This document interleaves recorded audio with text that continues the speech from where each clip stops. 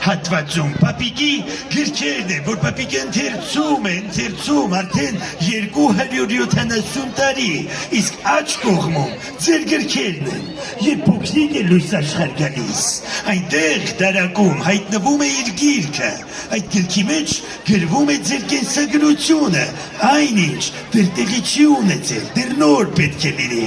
Այդտեղ պապիկը նաև կատարում է նշումներ, ավելացումներ, որ ձեզ համար ավելի լավ լինի կյանքի դժվարություններին հանդիպելիս։ Սակայն, եթե դուք չնչուծություններ եք անում, վուտաբուբիկ բան եք գալիս, չեք լսում մայրիկներին, հայրիկներին, չեք ուտում ճաշիկները, սոխիկները, միսիկները, դպրոցում լավ չեք սովորում, չեք կարդում գրքեր,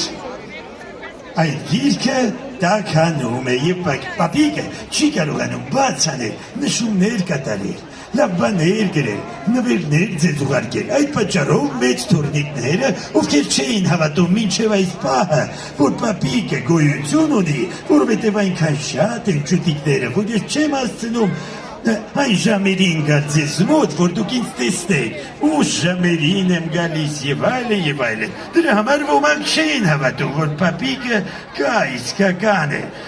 դրա համար դուք պետք է ինչ անեք, խելացի լինեք, այո, գրքեր շատ կարդաք, որպեսզի զարգանա ձեր երևակայությունը, բառապաշարը, խելացի դառնաք, ծանոթանաք նոր ճակատագրերի հետ, հասկանաք, թե կյանքում ինչը պետք է այսպես անել, ինչը ոչ։ Դե ինչ, որպեսզի պապիկը չշատախոսի, ես առաջարկում եմ ևս մեկ կատարում հնչի, օրինակ իմ թաթաթուրնիկը լավ երգեր են երգում, թաթաթուրնիկի երգերից, ինչ-որ բան, որ բոլորի ձեռքերը բարձրանան վերև, հեռախոսի լույսերով բարեք, ուրախանանք, տաքանանք, քանզի ձեզ քիչ հետո սպասվում են շատ անակնկալներ, այստեղ գալու են ձեր սիրված երգիչները, մի խոսքով շատ ու շատ անակնկալներ, Պինգվին, ինչպես ես, ամեն ինչ լավ է քեզ մոտ, Պինգվին, ահա,